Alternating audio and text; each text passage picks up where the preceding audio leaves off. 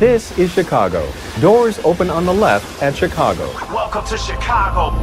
Welcome to Chicago. Welcome to Chicago.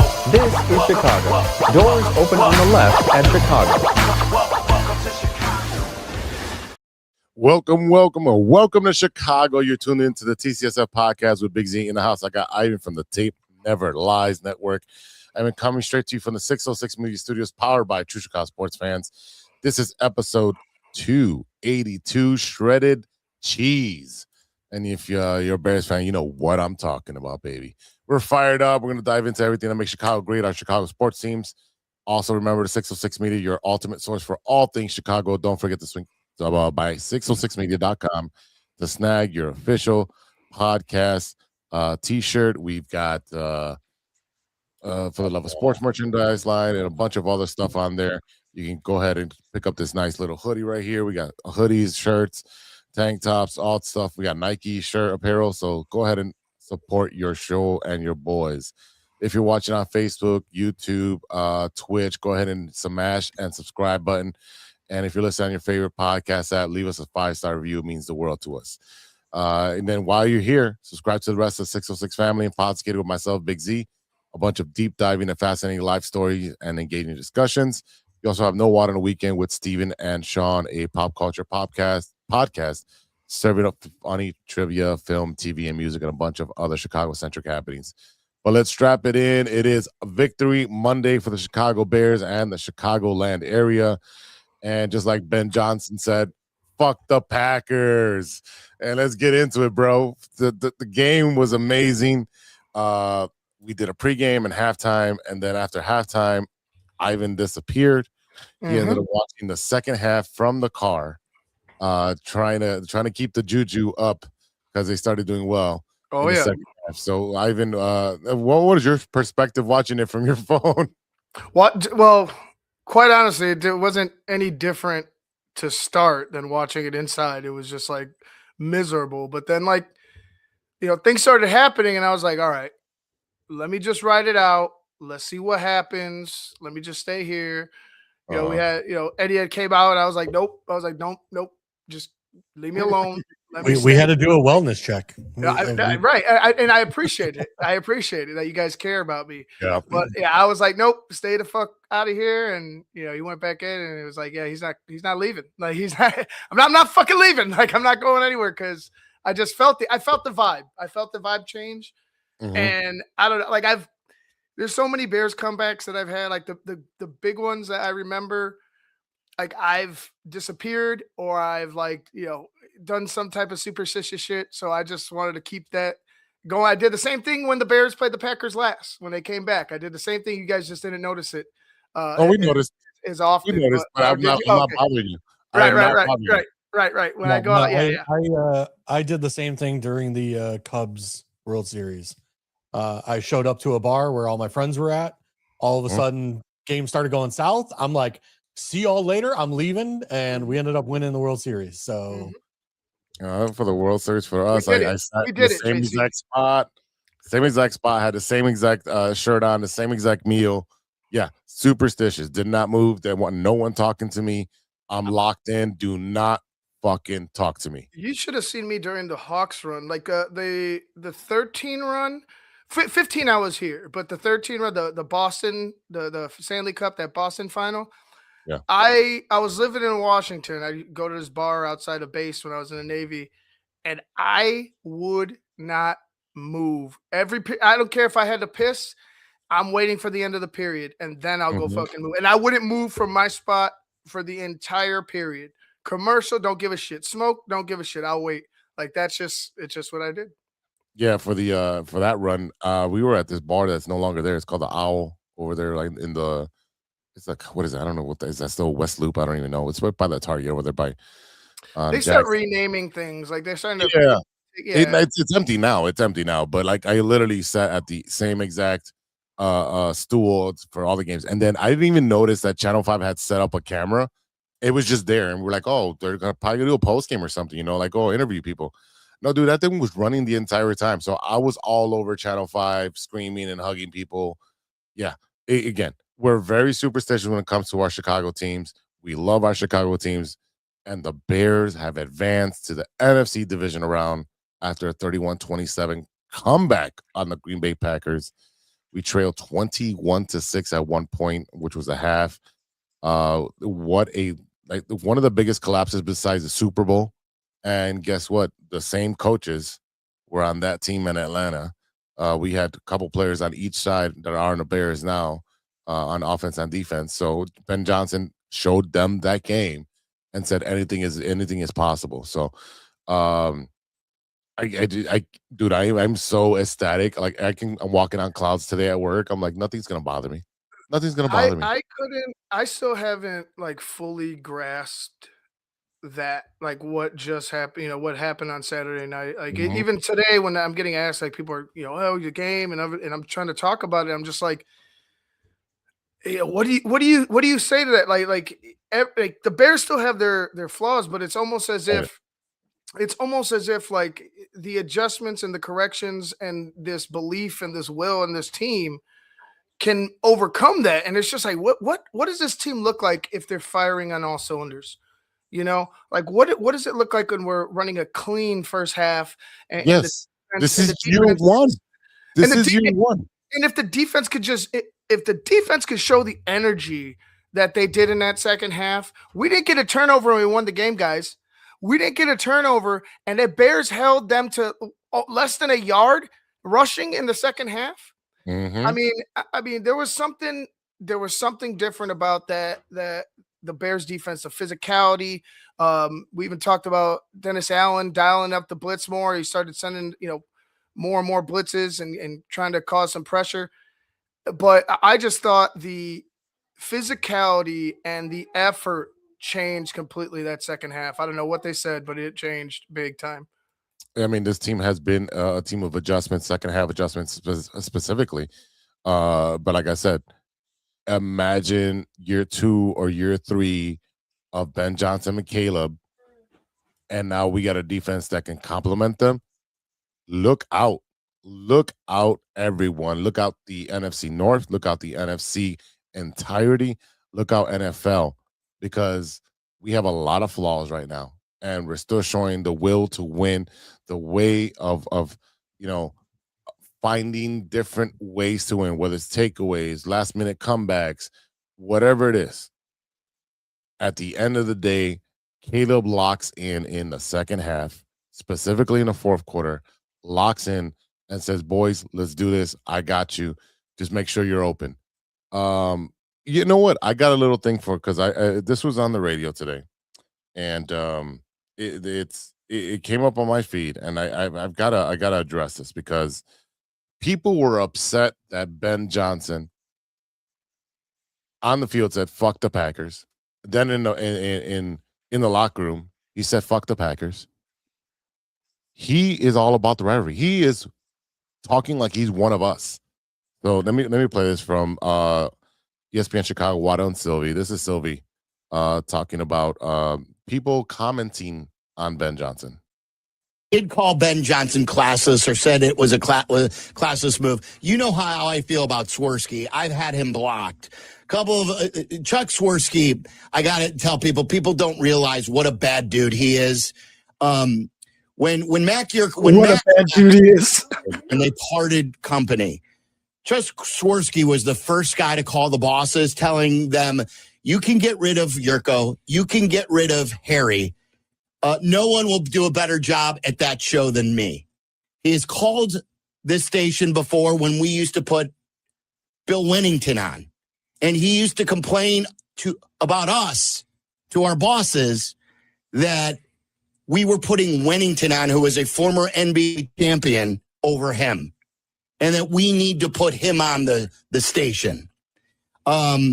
He is a guy that will shake your hand and stab you in the back.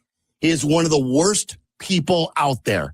And for Chuck Swirsky to think that anybody cares about what he thinks about Ben Johnson swearing in a victorious locker room, it's absolutely ridiculous. Chuck Swirsky is another guy who will never call out Jerry Reinsdorf. He will continually kiss his ass.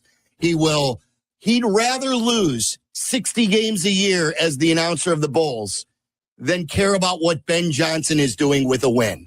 That guy is awful. He's a bad dude, and he's not good at his job. I think you need to get off the fence on this issue. I don't know where you stand. Yeah, I know. I'm such a fence rider. He is. I finally had enough of him. He would shake my hand and stab me in the back. I've experienced it. I would see him at Bulls games is what he do. And then a day later, he was going up to Jerry Reinsdorf showing what the mean tweets that people were saying about the Bulls. What a rat. What a bad person. Yeah. And So we went I off. hope you give him hell. I really do. There are not many people in this business that I don't like. I care about my relationships. That is one of the worst guys. My wife told me, do not address this. Do not bring this up. He doesn't deserve your time. I don't know how to fight without that way. And this is one bad person. Can I just say about Dick Vitale, I just respectfully disagree with his take on Dick Vitale's a good dude. Dick Vitale has raised millions for cancer research. Dick Vitale needs to stay in his lane on this situation. Chuck Swirsky has stirred it up in this town, but acting like he's a good person for years and years and years. And those, in my opinion, are the worst people in the world. Sylvie literally went off. That was fucking radio gold. Yes. That's like the Lee Ilya fucking rant that the Grabber got. Like that's I mean, it's not clearly not as profane and legendary, but like that is something that's exposing motherfuckers that are in the industry. Whoa. And I'm gonna tell you, I'm gonna tell you right we now. talked about that shit. Did Yes, I we not? Yes, we did.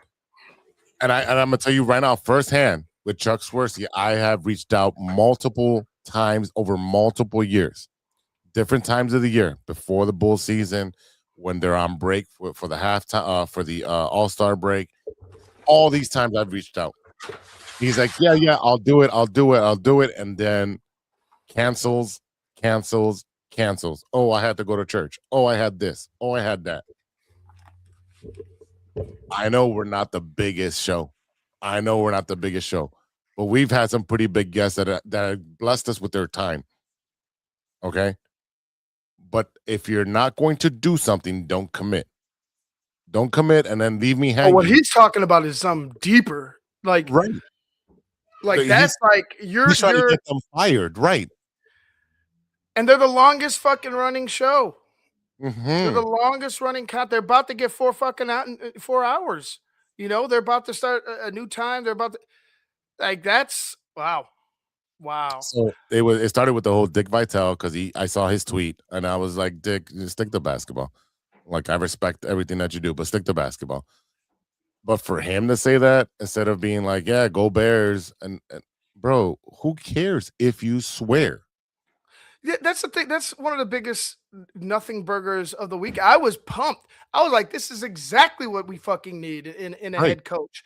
Like he's a one of us. Yes. He's making sure he, Connects. acclimates himself to us and connects to us. And I got a screaming baby up there. But he makes sure that he wants to connect and he wants to be a Bears fan and he buys in. I'm going to go take care of this, guys. Yeah, go ahead. JC, what's your thoughts? I mean, my thoughts are this. You know what? I know that, Ben Johnson addressed today that, he spoke to George McCaskey and that, because again, George during the Hard Knocks did not want any swearing, did not want any cursing, look, get over it. All right. If you think your fan base not sitting there cursing and swearing, anyway, get over yourself. All right. I hear horrible things in the church parking lot more than I do from the coaching staff of the Bears. All right. So we can get over that. All right. Not only that, it's about time we had a coach that had some fire behind him, that had some balls to stand up and be fiery and say, you know what? This is a rivalry. We are here to win the North. We are here to beat the Packers no matter what. Year after year, Like their reign of terror is over. Their Like reign of terror I is over. respect that. However, at the same time, you know what? It doesn't matter if it was, ESPN caught it or whoever. It would have got out eventually, because got they NFL always film his films. good, better, best, Right. chant at the end of the game. Yes. They always film the game ball stuff, just, we saw with the Caleb Williams getting emotional and all this stuff. Of course, like the Bears are winning, the team behind everything, with their and everything, they want this out there. And we as fans want to see this, right? This whole years of Eberflus and all these guys who were, timid and soft-spoken and all that stuff, it's over, right? And to me, like, I respect that, because at the end of the day, when the offseason came and we fired Eberflus, there were only two coaches that were on my board. It was Mike Vrabel and Ben Johnson for the Bears. That's it. And look what Vrabel has done turning around the Patriots. So I know, like, once the Patriots job opened up, I knew we had no chance of Vrabel, right? However, like, you see the intensity that, like, Vrabel coaches with. That's what we need. The days of, like, these pushover coaches that are team players, that are not holding people responsible, that are not pushing these guys to their full potential, those days are over. And you know what? Maybe a guy needs to be cursed out every once in a while. Oh, look what happened to Tyreek Stevenson, right? I don't know. Maybe last I'm week wrong. He didn't play. We don't know what happened, what he did. Was he not prepared? Did he not practice? We have no idea. Was it off the field? We have no idea. He made his ass dress. He could have showed up late to a meeting. Who knows? We don't know. We don't know. But he made his ass dress and said, "Son, stand right here, and you're gonna watch this game with me." Guess who was prepared and was even in press conference, he's like, "No, I'm just a team player. I'm a team player." He kept saying that over and over. I'm here for whatever the team needs me. He got the message. You want to play? You play by my rules. Yeah. Ben Johnson runs that locker room. Yeah. And motherfuckers are scared of him and respect him. I just don't get the backlash. I don't. I truly don't. We've watched Aaron Rodgers talk shit to us. We've watched Packers fans talk shit to us. Packers players, ex-Packers players, fucking Clay Matthews, bitch ass, fucking talking shit at the draft. You know what I'm saying? The Bears still suck. All At that the draft. Shit.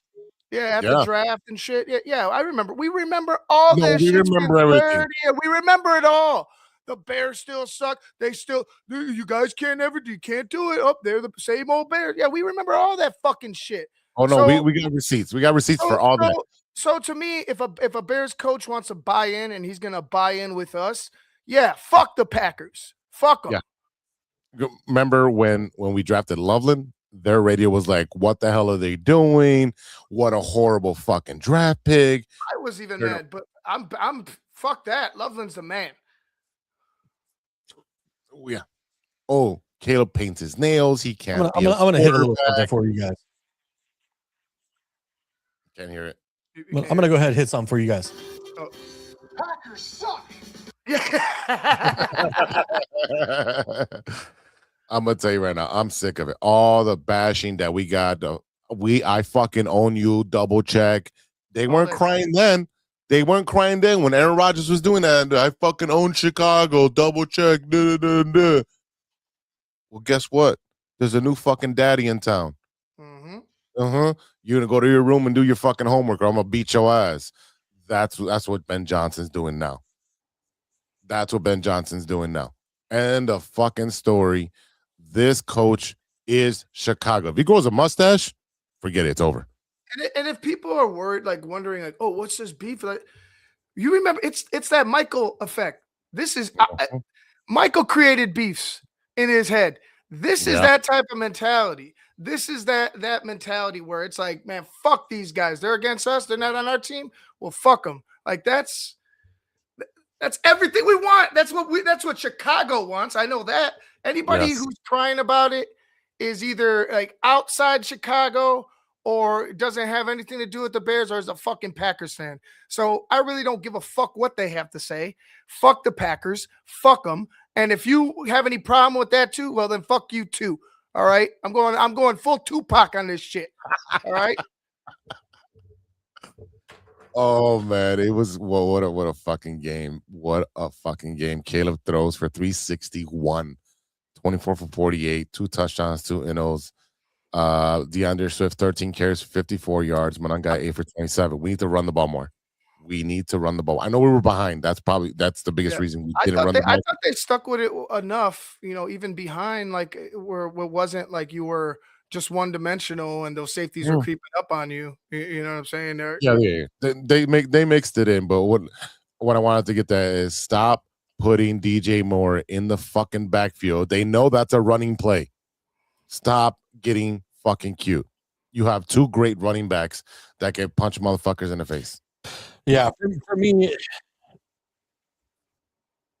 me, like especially in the first half, like the first drive, it was almost all pass, and we said like we need to come out and establish a run game and shove it down their throat, and like we sat there and I watched like I think it was like the first 3, 4, 5 plays were all pass plays, and I'm sitting there like, what did we start an extra big for? Why did we bench or sit Jade Walker and put another big in if we're not going to go big and run it down their throat? Like I didn't understand what we were doing. We talked whole pregame about, we're going to go big. We're going to put extra tight ends out there. We're going to put an extra lineman out there and we're going to shove it down their throat. And then it was like the complete opposite game plan. So, when you look at the overall numbers, DeAndre Swift, 13 rushes, Kyle Monangai, 8 rushes. Then you get into the DJ Moore, the Luther Burden, the Cole Kmet, the whatever. But to me, between DeAndre Swift and Kyle Monangai to have 21 rushes, I really want to see that up around 26 to 28 rushes. I really think we need about another 6 to 8 rushes from those guys per game. And again, it's for whatever reason, we talked about that the success of our run game mostly seems to be behind Darnell Wright. All of a sudden they're running to the left. And I'm like, okay, like that's also not, for a guy who's supposed to be Mr. Statistics and, going for it on 4th down, it's kind of one of those where it's like, what are we doing here? We're going against everything the statistics show. One last thing I'll talk about, the final play of the game to DJ Moore. Did you guys know that play was actually used against us? Yep. That's. Oh, I didn't know that. The Washington Commanders earlier this year used that exact play to beat us. And Ben Johnson goes, all right, I see you. That was a great fucking play. Let me stick that in my bag. We and he pulled it out against the Packers. We had that play in the first quarter, or the second quarter. We used it as a screen.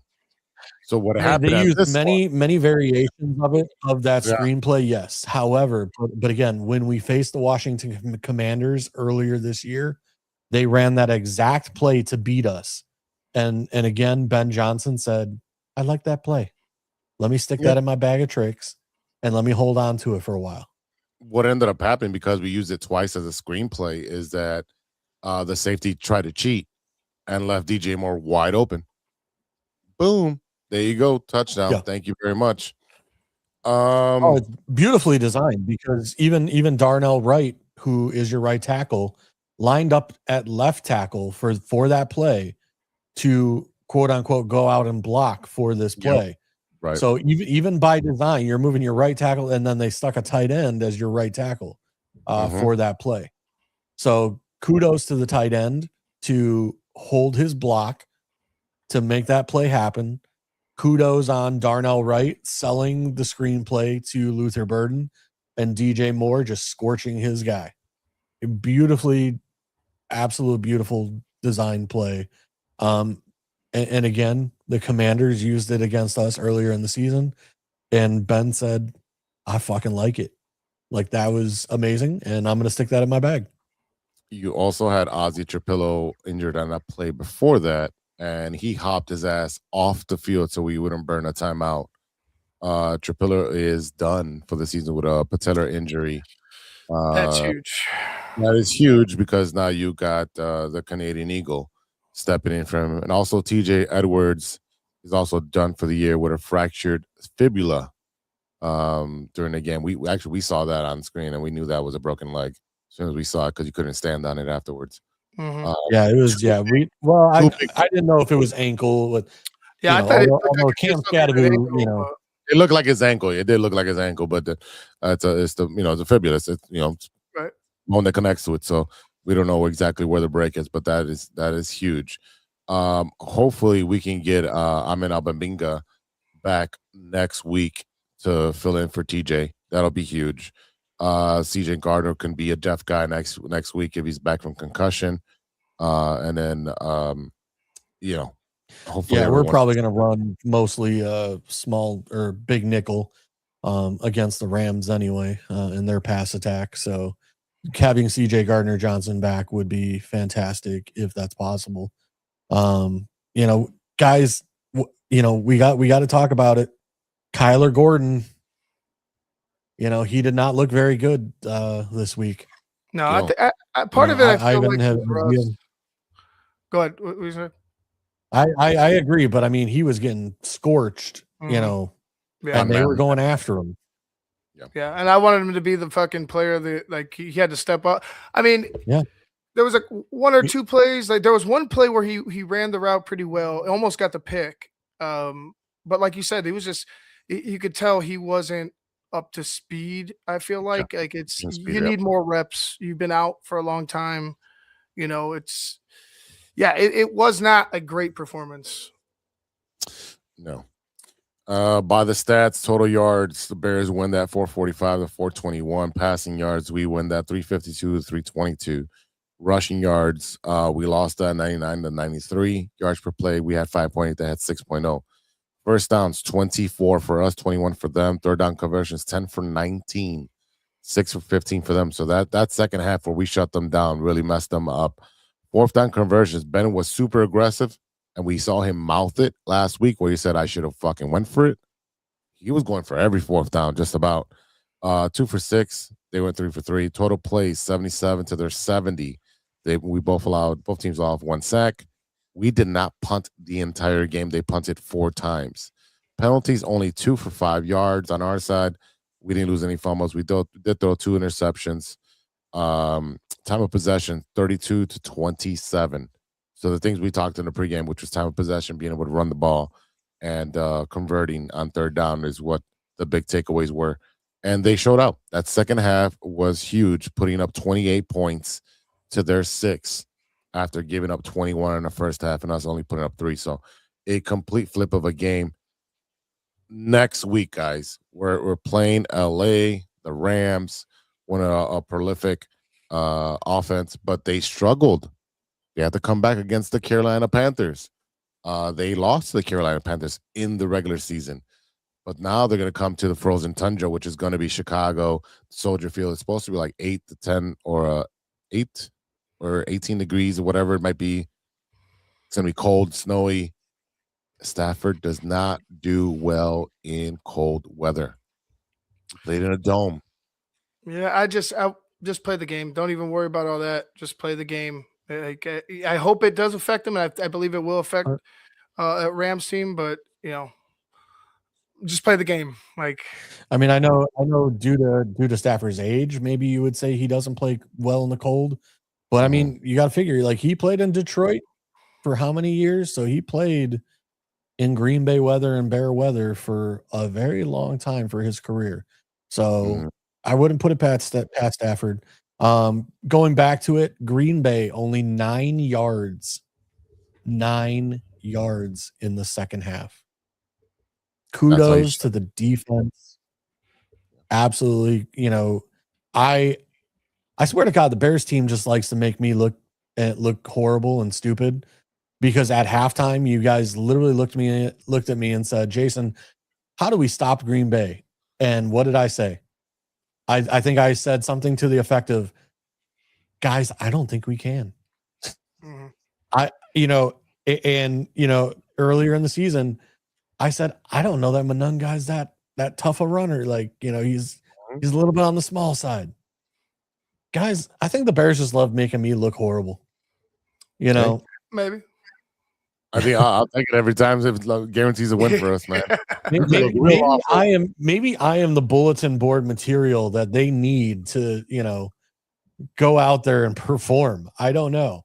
But going back to one more thing with Trapillo, with the patellar injury, it does not look good. It could actually be career ending. Only 40, I think I was reading the numbers, only 45% of players that have that particular injury ever play again. And of that, I think it's like, even to come back, it takes like 2 years. So it's going to be a long road for him to recover.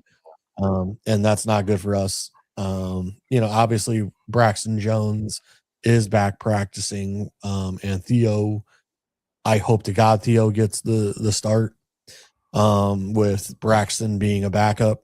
However, long term, this is not going to be good for the Bears, because we could really use Trapillo out there and Theo as the backup swing tackle, etc. Well, on that note, It's gonna be a tough. I'm gonna take off here, but yeah, the guy was excelling. Like that's a tough one. That one sucks. definitely is a tough one. Yeah. But again, I mean, we do have Josh Simmons out there, who was drafted this year, who had the same injury. So it is possible. But they basically say most people, it takes 2 years to recover from this injury, to be 100%. So again, long road to recovery. And hey, Trapillo, you're the man for standing up and walking off the field with an injury like that, and saving us time out. So kudos to you. Everybody give that man a round of applause. Oh, do I have that? And Ivan, I know you got it. Yeah. Well, yeah, it sucks. It really does. But I'll see you guys later. Fuck, all right, Ozzy, man. Yeah. Peace. All right, guys. That is Ivan from the Tape Never Lies. He's jumping on doing his own show just about in about 30 to 40 minutes. So you can once you're done with us, you can go ahead and switch over to that channel. But we're going to take a quick break, and on the flip side, we do the Madhouse on Madison report, and there's some Cup news to talk about. So we'll do that on the other side of the break. So we'll be right back after a word from our sponsor. Hey there, Chicago enthusiasts. Are you ready to take your fandom to the next level? The True Chicago Sports Fan Podcast has got you covered with some serious cool merch that screams Chicago pride. From cozy sweaters to trendy tank tops, we got it all. Show off your love for the city with our iconic red, white, and blue logo, or stand out with our exclusive collection for the love of sports. Whether you're lounging at home, breaking a sweat at the gym, or cheering on your team at a game, our gear is a must-have for all you diehard Chicago sports fans out there. Don't hesitate. Visit bonfire.com/store/606-media-store/, or simply just click the link in the description and snag your gear ASAP. Get ready to make some noise, show your pride, and embrace the Chicago spirit with True Chicago Sports Fan Podcast merch. Designed for you, the ultimate fan, for the love of sports.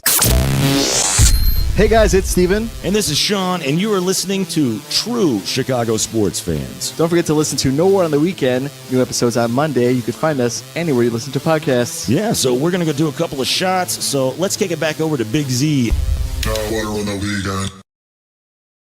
The True Chicago Sports Fan Podcast with Big Z. We also got JC, Dynasty Fantasy Football. And again, you want to catch us at a live event. We are making a home of ourselves in Forest Park at Casa Humilde, 7700 Madison in Forest Park. I was trying to put the clip up, but yeah, you could see it on the on our Facebook page and on my personal page and the IGs and all that stuff. Where I was filming the last play, and everyone's like, "Get him, get him, get him!" When the play breaks down, and then the jubilation of the entire bar erupts, and high fives all around. JC and your people were there, and I had some friends there. E-Rock was there, and I had some coworkers there, and man, that place was rocking. Man, I'm still getting over the high of that victory, man. But let's do the Madhouse on Madison report. We're looking at the Chicago Bulls, who actually have been playing a little better, just a little bit. Bulls did win on Sunday, along with the Blackhawks and the Bears to cap off that day. But I mean, I'm trying to pull it up right now. The victory over the Mavs, 125-107. No Anthony Davis. He's always hurt. Looking at the box score for the Chicago Bulls that day, you had Okoro with 13 points, Buzelis with 15 points. You have Vucevic with 15, Trey Jones with 13, Kobe White with 22. Obviously, we have some injuries as well, so that's why you didn't see Giddey playing. He's still injured. But this is a good output. My biggest concern is now that you have Kobe White, how does he fit in with Giddey? And when one or the other is in, I feel like the offense runs a little bit better. When both are in, they're still trying to figure themselves out. And it kind of reminds me of what they had with Kobe White and Zach LaVine and DeMar and all these options where you don't know who is the guy. Was Ivan smoking tonight? Yeah, he probably was. But right now, the Bulls are sitting in mediocrity. With their 3 games under 500, I believe. Standings, they are 2 games under 500, 18-20 in the 10th spot. This is what the team is going to be until they make some trades. So I know we love our Chicago teams and we want them to do well, but this team, the way it's constructed, is not something that's going to be feasible to compete in the playoffs. They'll get bounced again first round in the play-in game or whatever, or playing tournament. They'll win one game and get into the tournament and lose. But they are playing better. They are 11-9 at home, 7-11 on the road, 5-5 in the last 10, winning 1. They play next. They play the Rockets tomorrow. So that should be entertaining game where there's no defense played. But I also wanted to touch on the game that was like 55 degrees outside in Chicago, and the ice was melting inside the United Center and causing condensation onto the basketball court. Did you see those clips, JC? No, I did not actually. No, you did it. So yeah, No. they were supposed to start like at 7:10 as usually start, and there was so much condensation in the air, and there was like the floor kept getting wet from all the condensation in the air because it was 55, 56 outside. So that you have a hockey rink underneath the floor. So guess what? It's going to start to melt, and if it melts, it's got to go somewhere. And they had to postpone that game. They waited like an hour and a half to try to mop it up and do all kinds of stuff, and they could not get it under control. So that Bulls Heat game is postponed for another date. I did hear about the postpone, but I didn't know why. Yeah, it was a I condensation. missed that in news broadcast, I guess, that, which I mean, we talked about this last week. I don't follow the Bulls all that much just because I'm not a fan of the new NBA and their style of play, but I mean, I still keep up with the Bulls for the simple fact of they're my Chicago team, and we always the years of Jordan will obviously always be the best years of my life. Watching him play was, especially because I have seen Michael Jordan play live in person, and it is just something to behold. The way that guy's desire to win, changed an entire city for so many years. Yep. And you just watch the Bulls drowned in mediocrity other than, the couple years there with the baby Bulls. Like I said, we want to see this team get back to championship level play. And as you said, it's not going to happen with the talent that we have on the team right now. Yeah. There are a lot of expiring contracts and things of that nature. Vooch, Io, Kobe, Kevin Hoyter, you name it. There's a plethora of guys on this team that, we have to make some decisions here. And, what day is the trade deadline for the NBA? NBA. You got that? Yeah, Yeah, why are I'm you doing that? Yeah, when you're doing it, I mean, a lot of these guys need to be gone. Let's just be honest; they need to be gone. You need to construct a better team going forward. You don't want to waste the good talent of Josh Giddey and Matas while you have them on their team-friendly contracts. I know Giddey's got paid, but still, it's a team-friendly contract. What is the date? February 5th, the day after my birthday, and also the week of Super Bowl. So that'll be a very fun, interesting week then between the Super Bowl and NBA trade deadline and everything else. Yeah, less than a month for this organization to get their head out of their ass and actually do something. And what worries you is you really haven't heard any news. Nope. You haven't heard any, talks, anything. No, very quiet on the Bulls front. Again, I feel like they're just going to stand pat and just let everything just ride and mess it up all over again. But it is what it is. It is what it is, man. That's a horrible team. Switching over to the other team that plays at the House on Madison, the Chicago Blackhawks are playing right now. They're down 1-0 to the Edmonton Oilers. And pull up the games right here. I think they've been winning. So. Yeah, our boy is back and has already been, putting up numbers. Yeah, what did we? Ooh, although 32 minutes ago, Connor Bedard scratched versus Oilers with illness, so he is not playing. The flu's been going around Chicago and everywhere else, so please be careful with that. Make sure you cover your mouth and take medicine and wash your hands and all that. They took care of the Predators on Saturday 3-0. They lost to the Capitals 5-1. Before that, they beat the Blues 7-3, 3-2 over the Golden Knights. Yeah, the Sabres are hot. I mean, you're telling me. Look at the standings. Wow.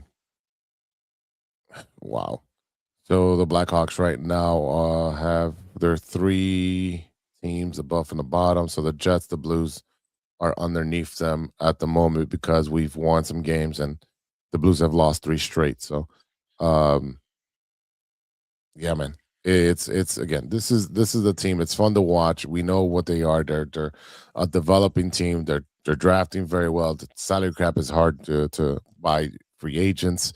We covered all this last week with both teams and what they should do and what they can do. But you're looking at a fun team to watch. Go out and support the Blackhawks. They're 19-19, 19 wins, 19 losses. They're playing 500. And, they had their star out, and they have him out tonight too. But they've been finding ways to get to put some pucks in the back of the net and do what they're supposed to do. So they're never out of it. Right now they're down 1-0, but, I've gone to a couple games where they've come back and won. So I know it's right now we're all about the Bears right now. And we're trying to be positive about the rest of the teams, but it is all about the Bears. So Blackhawks go ahead and take care of business and finish that game off. They play at home versus the Flames and the Bruins and the Jets. Wow, they got 4 home games in a row. Wow, that's good for them. So go ahead and check out those games. I know this is what you wanted to get to. This is what you wanted to get to, AJC. I know it is. I know it is. You know what? I got nothing from the crowd when I screamed it out at the game on Saturday. We were live. We're watching the Bears game, but I don't know what. Like my phone chimed. I pulled out my phone and I screamed it at the top of my lungs. Nothing. Nobody cared. Bear. Look, right now this city is all about the Bears, and we know we love it. But as a Cubs fan, when I read the news, I was like, we just signed Bregman. Yeah, we did. What's up, HD? What you got? You got a question for us? Go ahead. Fire away. While you're typing that out for us, Alex Bregman bet out himself and appeared to pay off. The 3-time All-Star agreed to a 5-year contract with the Cubs this past Saturday. The deal is reported at worth $175 million, which includes a no trade clause, which was the deciding factor between us and Boston. Boston didn't want to give him that, and yeah, the Cubs have signed their third baseman, a bopper, a guy who has won championships before with the Astros. He hit 273 with an 821 OPS, 18 home runs, and missed all of June while doing that. The Sox still owe him $5 million in January of 2028 and $2 million from June in 2020, from 2035 to 2044. Okay, so they're paying him too. So the man is getting paid. He's 31, played his first 9 seasons with Houston, won 2 World Series. He was an all-star twice with them. He had 272, 848, 191 home runs in 1,111 games with the Astros. So this definitely makes the Cubs a playoff contender.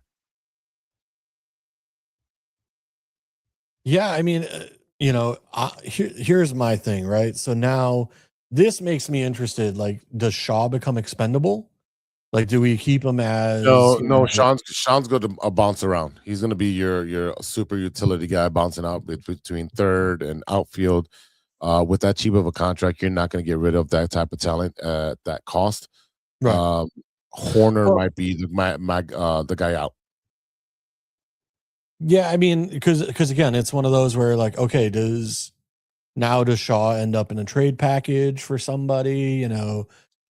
Who knows? That becomes interesting. Of not only that, from the rumors going around is that Tucker is not looking like he's going to re-sign with the Yanks.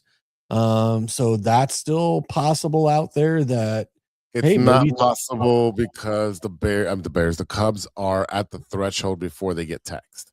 I think they have like $900,000 left over to sign. Well, here's the thing is, so I don't know if you know, but they deferred money for Bregman. They did. Again, I don't know how that works out contract wise. What we have hasn't been available. disclosed yet. Yeah, it hasn't been disclosed yet.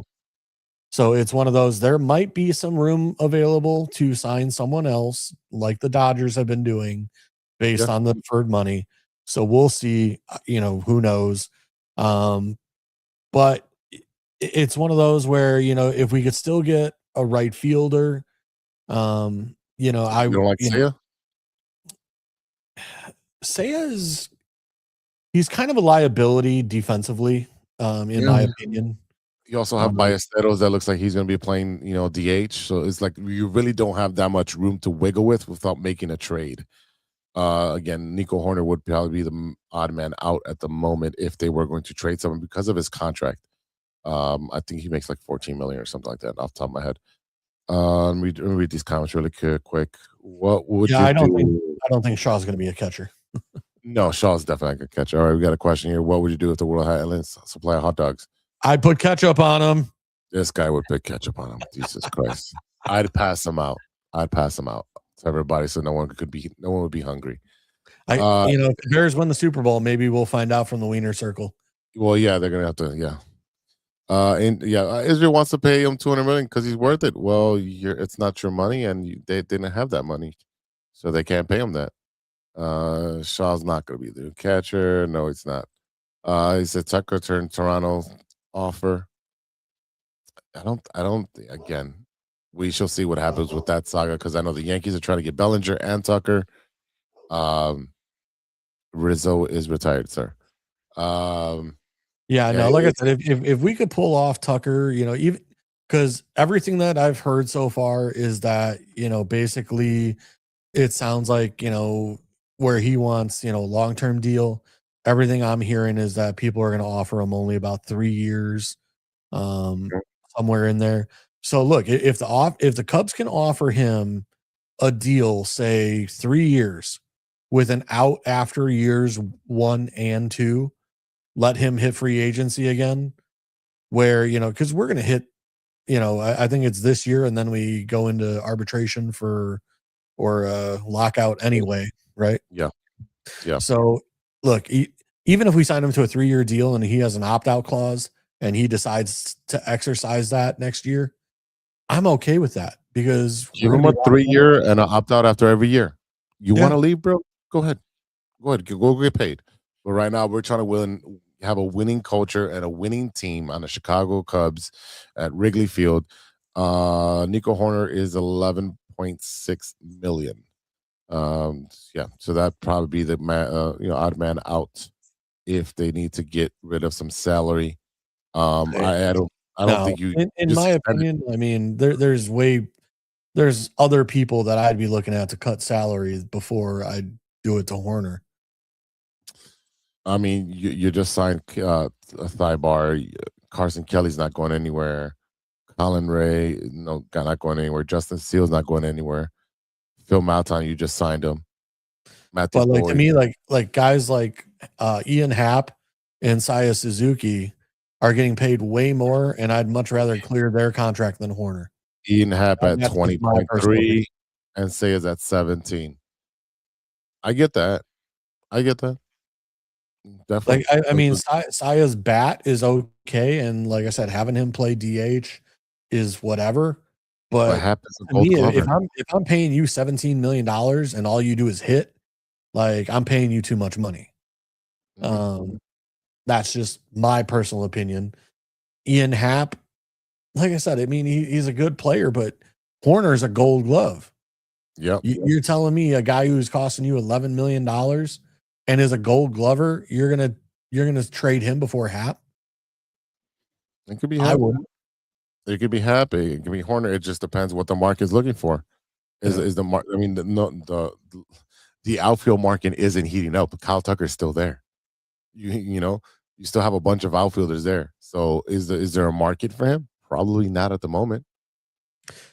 Yeah, and that's the other thing is, we have other, outfielders in our system that, need to come up. We got Alcantara and some other guys. Here, let me look up. Yeah, those guys are not. I don't think they're ready. I mean, they could be sprinkled in, but I don't think they're ready to be an everyday starter. You had Alcantara, you had Ballesteros, you had you just traded one of them, so to Tampa or Miami. I'm sorry, Miami for Edward Cabrera. So they've got some. I think they are another move away from being a real contender. You have a bunch of guys coming back from injury, in Steele, and Tyon will be coming back, so that's going to be huge for the pitching. So again, this is going to be a fun Cubs team to watch. If they can stay healthy, they should be competing for the Central and taking that Central. So the Cubs need 2 more catchers. Well, I think the catchers are pretty okay. I don't think they're spectacular. Miguel Amaya's okay. Carson Kelly's okay. I mean, again, I don't think that's an issue to address at the moment, because getting a great catcher, that's going to cost you. That's going to cost you an arm and a leg, because those guys are literally the cement that holds the team together. So that's going to be very hard for the Cubs to do that. They're going to have to either trade or draft very well. Yeah. I'm sitting here looking at the prospects. We got Ballesteros, Jackson Wiggins, right-handed pitcher, 2026. Jefferson Rojas, who's a shortstop, second baseman, but he's not due to come up till 2027.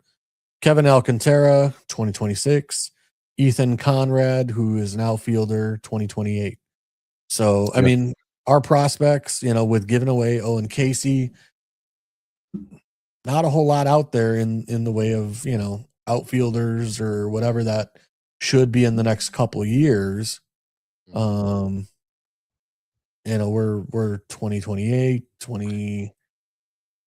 Yeah, we have more pitchers that it looks like that should be coming up in the next year or so than we do really any fielders now. Yeah, you did trade a lot of them. Yep.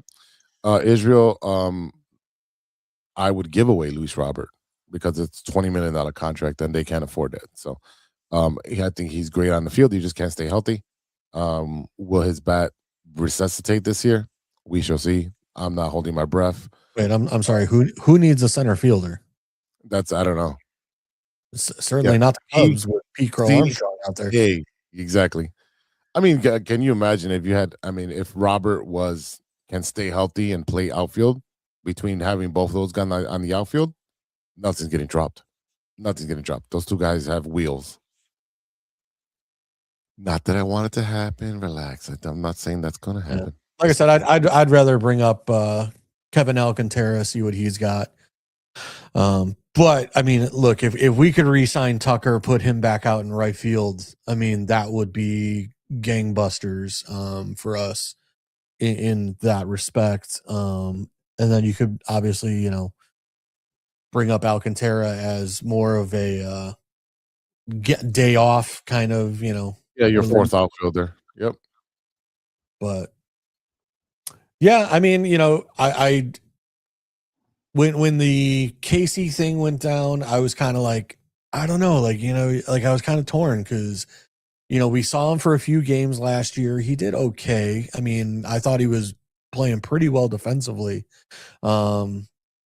At bats, he had a couple smashes, but nothing super to, write home about. Hitters take a while. Take a while. But it was one of those where it was like, okay, I can kind of see where we're at with him.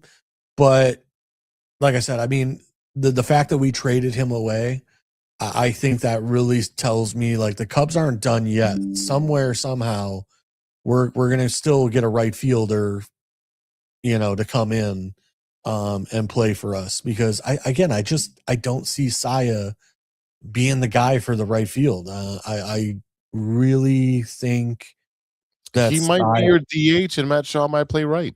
I don't know, right? Everything's still up in the air. Everything's still up in the air. I don't know if Shaw's ever played right field. Who knows? But it's one of those where, like I said, I've seen what Saya can do out there, and I'm just not a fan. Oh no! You got to keep him at DH. Yeah. So yeah, that's where I stand on it. Look, Bregman coming in, that's huge. I mean, I was excited about it. 5-year, 175. I know it's the most the Cubs have ever paid for a player. Mm-hmm. And I hope to God he comes in and plays extremely well for us. I did see my Bleacher Report when the Bears won. Supposedly Bregman posted a "Da Bears" on his Instagram. So, all right, he's already chosen his side of who he's rooting for. At least for football. He gets the assignment of, hey, you're a Chicagoan now. Bears are what's happening. So, like I said, it's an exciting news. You look at the bullpen. I think making the trade with Casey for another arm, I think that helped us in the long run. We'll see what Shota can do.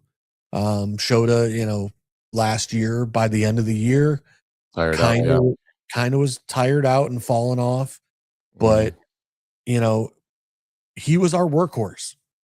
And that's where I got to say is like everybody has kind of, started not talking trash about Shota, but they basically started saying like, oh, his velocity's off, his well, no offense, in 2 years, how many innings do we have this guy pitch?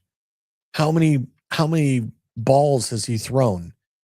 Like the guy probably needs a rest. You know what I mean? Like, so to me, it's one of those, I really hope Shota can come back and, put out better performances now that we have arms to back them up in the bullpen. We have another starter now that we traded for.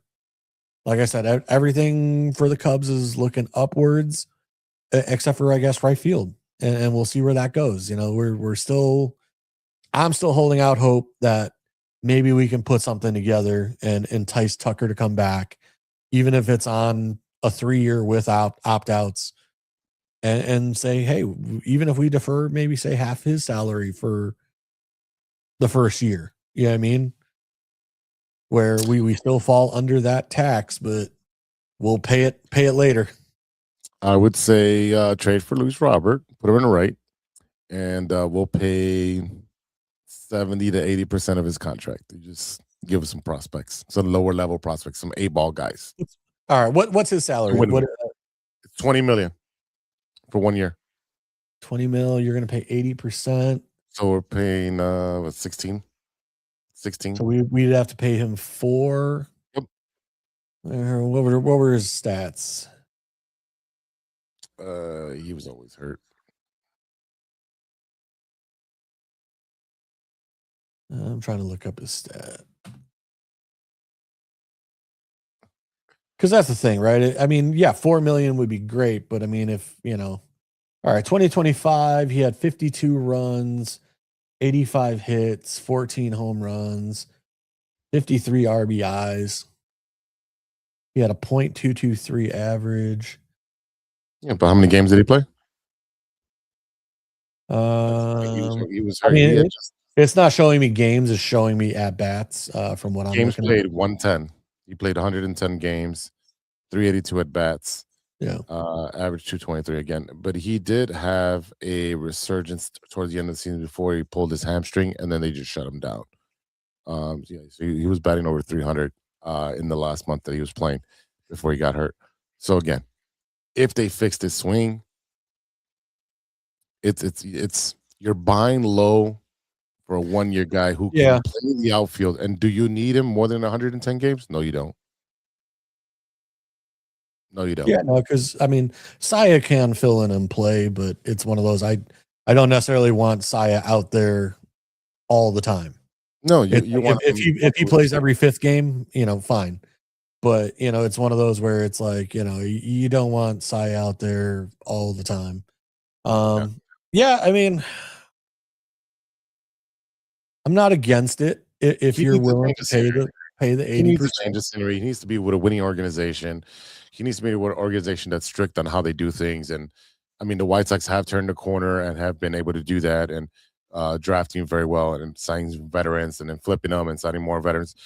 But he is from the last regime, and Chris Getz is getting rid of all the players from that last regime and that last rebuild. He wants none of that stank on his team and his rebuild. So yeah, he's 28, so he's young. He's still in that prime-ish age. Yeah. 28 to 35. 20 to 35. All right, JC, I think we're good here. I know you want to watch the rest of this football game. I want to watch the rest of this football game, and I want to get some grub in. I've had a long day of teaching, coaching, and now podcasting. But definitely check us out this Sunday once we know the time. I don't know if we're playing the afternoon game or the Sunday night game. We will be live at Casa Humilde for pre, half, and post-game show. The Monday after that is a federal holiday, so most of us don't work. So come on out and have a couple beers with us.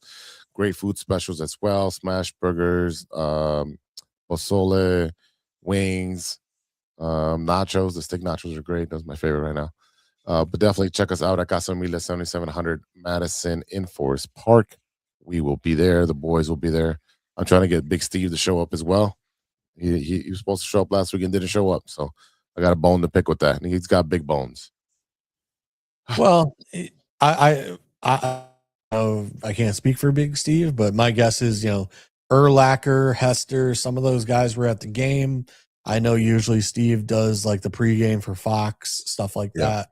So he may have gotten pulled in by some of the old Bears, and they may have been hanging out. So I don't blame him. You know what? Hey, if anytime Steve can come on and give some time to us, it's always a good thing. So always a good thing. That's right. All right, y'all. That is it for today. Thank you for listening. Thank you for watching. Thank you for all the new subscribers, the new fan we just met at Casa Humilde who subscribed to the show. Thank you to our listeners for sticking with us through 282 weekly episodes, plus all the live events. Thank you to our sponsor, 606 Media, True Chicago Sports Fans. Check us out on our socials. They're all down there. Again, if you want to have a conversation with us, you can check out JC Dynasty Fantasy Football, FF, on the X, formerly known as Twitter. Find me at Big Z _606 Media on all of my handles. And again, if If you got something you want to talk about, argue about, or something you want to tell us about, TrueChicagoSportsFans@gmail.com. So for Ivan and JC, I am Big Z. We'll see you Sunday, and then we'll see you next week for episode 283 with another Bears victory. So until then, be good to each other for the love of sports.